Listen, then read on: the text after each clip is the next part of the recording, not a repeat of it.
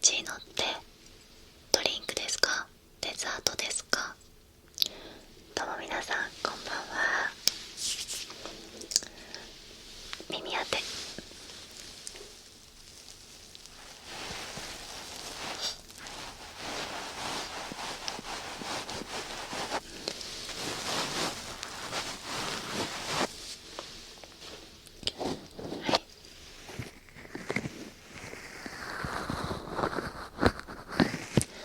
はい、今日は耳をいじりながら雑談していきます。で、今日はね、本紹介をしていきます。以前の本紹介の動画では結構ね、内容的に重めのものだったので、今回はライトなものです。心が明るくなる本をご紹介していきたいと思います。はい、じゃあまず1冊目はですね、こちら、スターバックスで普通のコーヒーを頼む人を尊敬する件という山本ゆりさんの本です。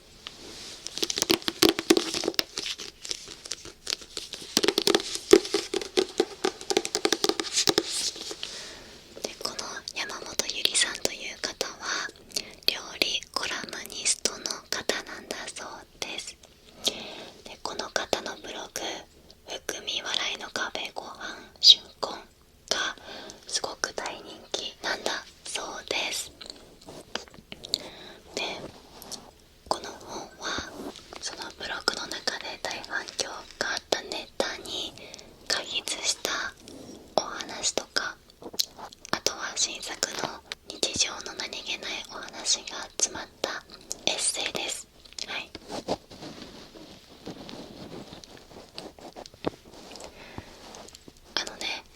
料理コラムニストの方なので、この本の中にね、こんな感じでたくさんのレシピも載っていてすごく楽しい本です。はい、簡潔にこの本の感想を言うと、いろんな角度から心を元気にしてもらえる本です。そのいろんな角度っていうのは、なんかふーっと笑っちゃうような面白いお話もあったり、あとはわかるわかる状況感っていうお話とか、あとは後半になるにつれてもっと芯をつく言葉で心の底からモヤモヤを取り払ってくれるようなお話など、いろいろ詰まっております。例えば、今日カレーでいいよが腑に落ちないとか、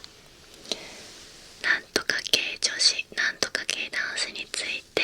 思うことなど、もう思わず笑っちゃうようなお話がたくさんあります。あと私が好きなところは、ちょっとメモってきたんですけど、朝の文章夜の文章というタイトルのパートがあります。で、ここでは朝と夜の感情って全然違うよねみたいなことが書かれているんですけど、夜に真剣に考えた文章を朝になって改めて読み返すと、うわー、なんじゃこのポエマーはみたいな感じになることは皆さんありませんか？あとは、なんか夜はあんなに不安だったことも朝起きれば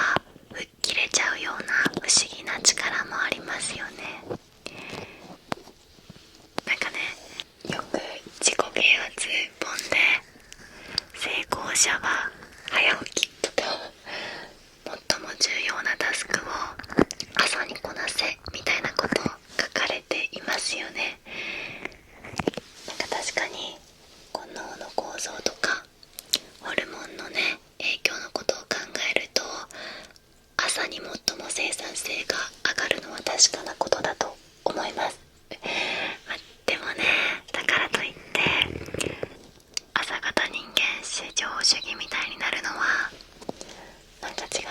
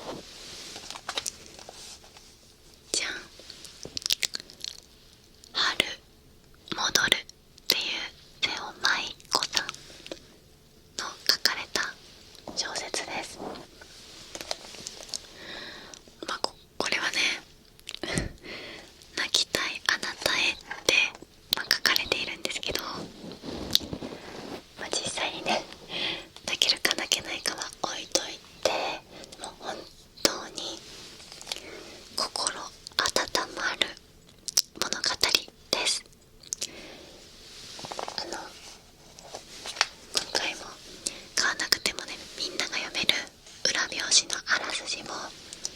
読んでいきたいと思います。結婚を控えた桜の前に兄を名乗る青年が突然現れた。どう見ても一回りは年下の彼は桜のことをよく知っている。どこか憎めない空気を持つそのお兄さんは、結婚相手が実家で営む和菓子屋にも顔を出し、知らず知らずのうちに生活に溶け込んでいく。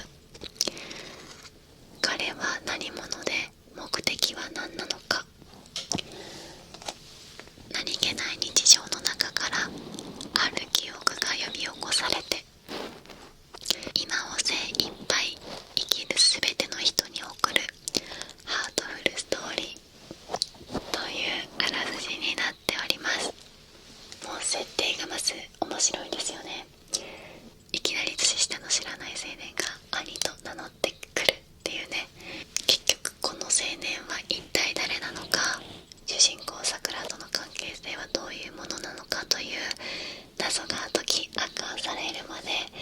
ワクワクしながら読み進めることができます。